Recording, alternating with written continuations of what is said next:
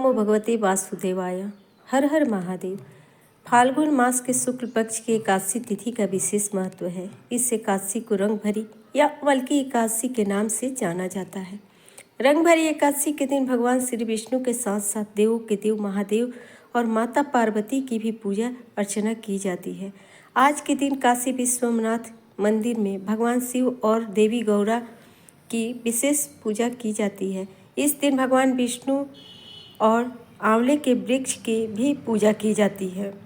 अमल की एकादशी अर्थात आंवले का ही एक विशेष अमल की होने के कारण इस एकादशी का नाम अमल की एकादशी है। काशी में तो रंगों का त्यौहार होली रंग भरी एकादशी के दिन से ही शुरू हो जाती है और लगातार 6 दिनों तक चलता है।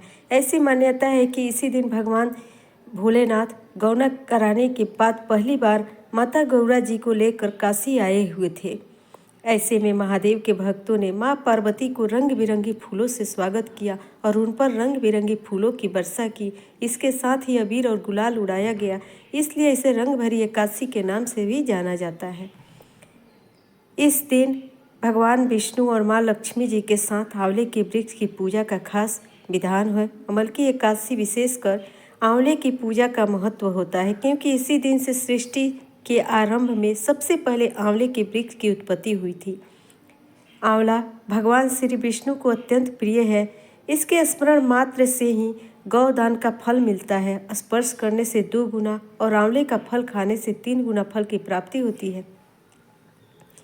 आंवले के पेड़ के मूल भाग में श्री विष्णु और ऊपरी भाग में ब्रह्मा जी और तने में रुद्र, शाखाओं में मुनिगण, टहनियों में देवता, पत्तों में वसु, फूलों में मरुदगण और फलों में समस्त प्रजापति वास करते हैं। इसलिए यह सब पापों को हरने वाला परम पूज्य वृक्ष है। इस दिन आंवले के पेड़ के नीचे नारायण भगवान की पूजा करने या मंत्र का जाप करने से 1000 गुना गौ दान के समान पुण्य की प्राप्ति होती है। इस बार फाल्गुन मास के शुक्ल पक्ष एकादशी तिथि का प्रारंभ 9 मार्च दिन रविवार को ही हो गया है। रविवार को सुबह 7:45 पर और एकादशी तिथि की समाप्ति 10 मार्च दिन सोमवार को सुबह 7:44 पर हो जाएगा। ऐसे में उद्या तिथि की मान्यता के अनुसार इस साल अमल की एकादशी आंवला एकादशी का व्रत 10 मार्च यानी सोमवार को रखा जाएगा। एकादशी के दिन एक दिन पहले रविवार को दशमी तिथि के नियमों का पालन किया जाएगा। आज के दिन आंवले के पेड़ की, आंवले की टहनी की और आंवले के फलों की पूजा की जाती है और आंवले का दीपदान भी किया जाता है। इस साल अमल की एकादशी के दिन 3 शुभ योग बन रहे हैं। अमल की एकादशी वाले दिन सर्वार्थ सिद्धि योग, शोभन योग और पुष्प नक्षत्र का संयोग बना है। यह तीनों ही बहुत शुभ माने जाते हैं। सर्वार्थ सिद्धि योग रहेगा सुबह 6:36 से रात 12:51 तक। शोभन योग का समय रहेगा सुबह से लेकर दोपहर 1:05 तक और एकादशी को पुष्प नक्षत्र पूरे दिन रहेगा। रात 12:51 तक द्वादशी तिथि प्रारंभ हो जाएगी। 10 मार्च के दिन सोमवार को सुबह 7:45 और द्वादशी तिथि की समाप्ति होगी 11 मार्च दिन मंगलवार को सुबह 8:14 पर, यानी हरिवासर का समय 10 मार्च दिन सोमवार को ही समाप्त हो जाएगा। हरिवासर के समय यदि व्रत खोला जाता है तो यह व्रत अधूरा माना जाता है और हरिवासर द्वादशी तिथि का पहला 1/4 पहर माना जाता है। अमल की एकादशी के व्रत का पारण किया जाएगा 11 मार्च दिन मंगलवार को और व्रत का पारण का शुभ मुहूर्त रहेगा 6:35 से लेकर सुबह 8:01 के बीच में। इस समय ही आपको एकादशी का उपवास व्रत खोलना होगा और भगवान को भोग लगाते समय उसमें तुलसी पत्र या आंवले जरूर अर्पित करें, उसी को प्रसाद रूप में ग्रहण करें। अमल की एकादशी की पौराणिक कथा को सुनते हैं। जगत के पालनहारकर्ता भगवान श्री विष्णु की विशेष कृपा से ही सृष्टि के आरंभ से ही आंवले के वृक्ष की उत्पत्ति हुई थी। श्री विष्णु जी की नाभि से ब्रह्मा जी की उत्पत्ति हुई थी। एक बार ब्रह्मा जी के मन में स्वयं के बारे में जानने की जिज्ञासा पैदा हुई। वह कौन है, उसका जन्म कब और कैसे हुआ, इन्हीं सारे प्रश्नों का उत्तर प्राप्त करने के लिए, वह अपनी जिज्ञासा को शांत करने के लिए श्री ब्रह्मा जी ने पर ब्रह्मा की कठोर तपस्या प्रारंभ की। तब ब्रह्मा जी की तपस्या से प्रसन्न होकर परम ब्रह्म श्री विष्णु जी प्रकट हुए और उनके सामने साक्षात विष्णु जी को देखकर ब्रह्मा जी की आंखें खुशी के आंसू बहने लगे। ब्रह्मा जी की भक्ति भावना भगवान विष्णु और बहुत प्रभावित हुए। तब ब्रह्मा जी के आंसुओं से आंवले का वृक्ष उत्पन्न हुआ। तब श्री विष्णु जी ने ब्रह्मा जी से कहा कि आपके आंसुओं से उत्पन्न आंवले का वृक्ष और आंवले मुझे बहुत प्रिय रहेगा, और आंवले की एकादशी के दिन आंवले के वृक्ष की जो भी व्यक्ति पूजा करेगा उसके सारे पाप नष्ट हो जाएंगे और उसे अत्यंत अंत में वैकुंठ धाम की प्राप्ति होगी। दूसरी पौराणिक कथा के अनुसार धर्मराज युधिष्ठिर ने भगवान श्री कृष्ण से कहा कि हे मधुसूदन, आप मुझे फाल्गुन मास के शुक्ल पक्ष की एकादशी का नाम और महात्म्य बताने की कृपा कीजिए। तब भगवान श्री कृष्ण ने मुस्कुराते हुए कहने लगे, महाभाग्य, फाल्गुन मास के शुक्ल पक्ष की एकादशी का नाम अमलकी है। इसका पवित्र व्रत श्री विष्णु लोक की प्राप्ति कराने वाला है। एक समय राजा मानधाता ने भी महात्मा वशिष्ठ जी से इसी प्रकार का प्रश्न पूछा था, जिसके उत्तर में मुनि ने एक पौराणिक कथा सुनाई। पौराणिक कथा के अनुसार अति प्राचीन समय में चित्रसेन नाम का एक राजा था। राजा चित्रसेन बहुत ही धार्मिक प्रवृत्ति का और न्यायप्रिय था। वह भगवान विष्णु का भी परम भक्त था। राजा नियम से भगवान विष्णु का व्रत और पूजन किया करता था और अमलकी एकादशी का व्रत भी श्रद्धा और निष्ठा से रखा करता था। उसके राज्य में भी सभी लोग राजा का ही अनुसरण करते हुए एकादशी का व्रत और पूजन किया करते थे। एकादशी व्रत के प्रभाव से ही राजा के राज्य में चारों ओर खुशहाली थी। किसी को भी किसी प्रकार का कोई दुख या भय नहीं था। एक बार राजा अपने सहयोगियों के साथ वन में शिकार करने के लिए निकला। शिकार का पीछा करते करते राजा जंगल में बहुत दूर निकल गया और रास्ता भटक गया। तभी अचानक राजा चित्रसेन पर बहुत से मलेच्छों ने आक्रमण कर दिया। अचानक हुए इस आक्रमण से राजा हैरान रह गए। उन्होंने डटकर उस मलेच्छों का सामना किया, परंतु राजा अकेले थे और मलेच्छों की संख्या बहुत अधिक थी। उनमें युद्ध करते करते राजा थक गया और अचेत होकर गिर पड़ा। मलेच्छों को लगा कि उन्होंने राजा चित्रसेन का वध कर दिया, किंतु यह उनकी भूल थी। जब वे राजा की ओर बढ़े तब राजा के शरीर से एक दिव्य ज्योति प्रकट हुई और उसने पलक झपकते ही सभी मलेच्छों को मौत के घाट उतार दिया। मलेच्छ से राजा की रक्षा करने के बाद वह दिव्य ज्योति पुनः राजा चित्रसेन के शरीर में ही समाहित हो गई।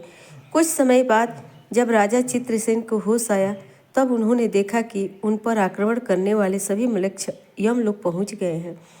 तब उन्होंने बड़ा आश्चर्य हुआ। राजा मन में प्रश्न जाग आया कि उसकी रक्षा किसने की, इन मलेच्छों को किसने मारा। तभी एक आकाशवाणी हुई, हे राजा चित्रसेन, तुम सच्चे भगवान विष्णु के भक्त हो। तुम्हारे अमलकी एकादशी व्रत के प्रभाव से तुम्हारी रक्षा करने के लिए ही तुम्हारे ही शरीर से वैष्णवी शक्ति प्रकट हुई और उसी ने इस मलेच्छों का संहार कर दिया। तब राजा ने पूछा, हे देव, मुझे बचाने वाली यह वैष्णवी शक्ति अब कहाँ है? मैं उनका आभार प्रकट करना चाहता हूँ। तब राजा को उत्तर मिला कि हे राजन, वह वैष्णवी शक्ति तुम्हारे ही शरीर से प्रकट हुई थी, अब वह पुनः तुम्हारे ही शरीर में विलय हो गई है। तब राजा प्रसन्नता से वापस अपने राज्य में लौट आया और उसके बाद से उसने पूरे राज्य में घोषणा करा दी कि हर व्यक्ति अमलकी एकादशी का व्रत विधि विधान से करे और इस दिन भगवान विष्णु का पूजन कर रात्रि जागरण करे।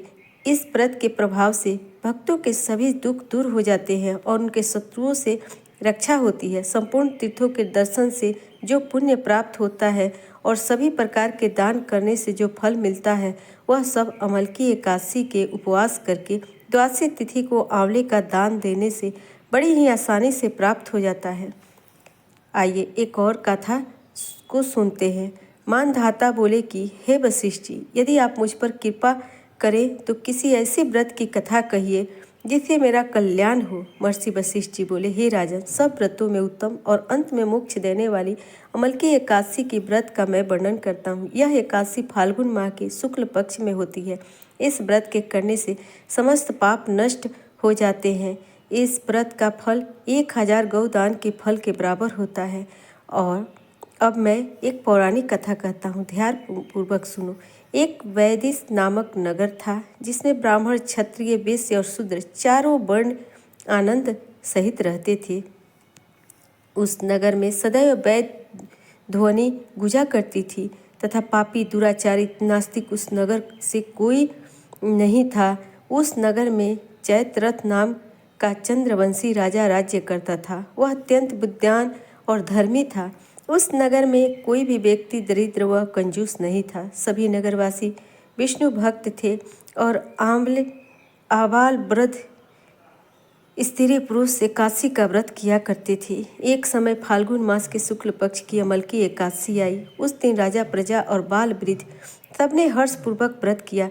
राजा अपनी प्रजा के साथ मंदिर में जाकर पूर्ण कुंभ स्थापित करके धूप, दीप, नैवेद्य, पंचरत्न आदि से धात्री आंवले का पूजन करने लगे और इस प्रकार स्तुति करने लगे, हे धात्री, तुम ब्रह्म स्वरूप हो, तुम ब्रह्मा जी द्वारा उत्पन्न हुए हो और समस्त पापों का नाश करने वाले हो। तुमको नमस्कार है, तुमको बारंबार नमस्कार है। अब तुम मेरा अर्घ्य स्वीकार करो। तुम श्री रामचंद्र जी द्वारा सम्मानित हो। मैं आपकी प्रार्थना करता हूँ, अतः आप मेरे समस्त पापों का नाश करो। उस मंदिर में सबने रात्रि को जागरण किया। रात के समय वहाँ एक बहेलिया आया, जो अत्यंत पापी और दुराचारी था। वह अपने कुटुंब का पालन जीव हत्या करके किया करता था। भूख और प्यास से अत्यंत व्याकुल वह बहेलिया इस जागरण को देखने के लिए मंदिर के एक कोने में बैठ गया। विष्णु भगवान और एकादशी महात्म्य की कथा सुनने लगा। इस प्रकार अन्य मनुष्यों के भांति उसने भी सारी रात जागरण करके बिता दी। प्रातःकाल होते ही सब लोग अपने अपने घर चले गए तो बहेलिया भी अपने घर चला गया। घर जाकर उसने भोजन किया।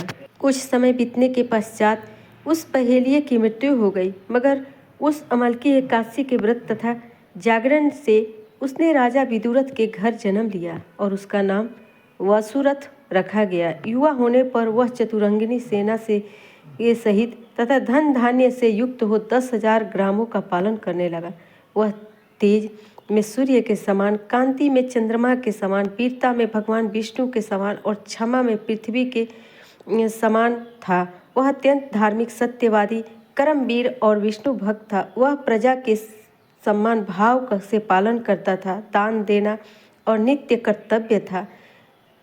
एक दिन राजा शिकार खेलने के लिए देवयोग से वह मार्ग भूल गया। दिशा ज्ञान न रहने के कारण उसे वन में एक वृक्ष के नीचे सो गया। थोड़ी देर बाद पहाड़ी मलेच्छ वहाँ पर आ गए और राजा को अकेला देखकर मारो मारो शब्द करते हुए राजा की ओर दौड़े।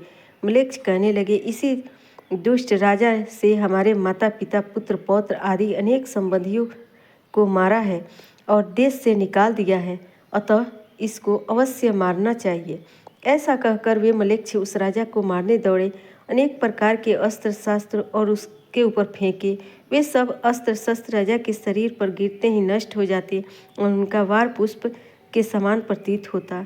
उस पर उन मलेच्छों के अस्त्र शस्त्र उल्टा उन्हीं पर प्रहार करने लगे, जिससे वे मूर्छित होकर गिरने लगे।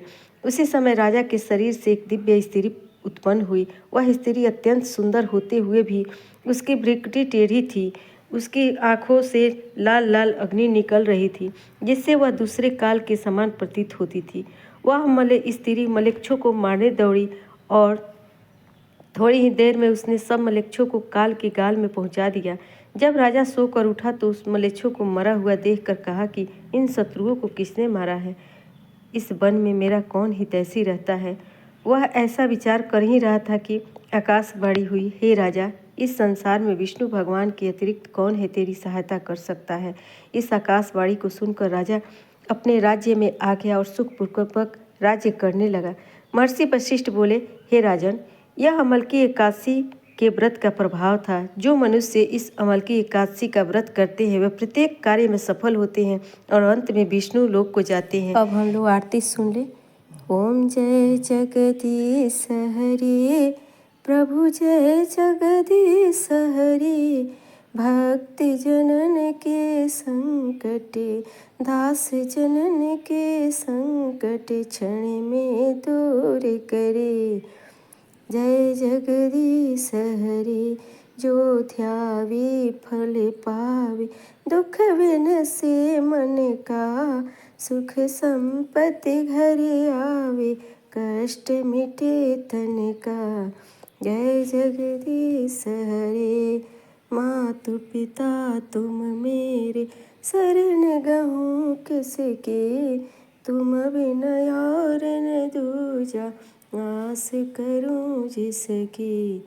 जय जगदीश हरे, तुम पूर्ण परमात्मा, तुम अंतर्यामी, पार ब्रह्म परमेश्वर, तुम सबके स्वामी। ओम जय जगदीश हरे, तुम करुणा के सागर, तुम पालन करता, मैं मूरख खल कामी, कृपा करो भरता। जय जगदीश हरे, तुम हो एक अगोचर, सबके प्राणपति, किस विधि मिलूं दया में, तुमको मैं कुमति। जय जगदीश हरे, दीन बंधु दुख हरता, तुम ठाकुर मेरे, अपने हाथ उठाओ, द्वार पड़ा तेरे। ओम जय जगदीश हरे, विषय विकार मिटाओ, पाप हरो देवा, श्रद्धा भक्ति बढ़ाओ, संतन की सेवा। ओम जय जगदीश हरे, ओम जय जगदीश हरे। यह थी आज की वीडियो। उम्मीद है जानकारी आप लोगों को पसंद आई होगी। अगर वीडियो अच्छी लगी तो लाइक करके कमेंट बॉक्स में ज़रूर बताइएगा और चैनल को सब्सक्राइब करें। जय श्री कृष्ण, राधे राधे।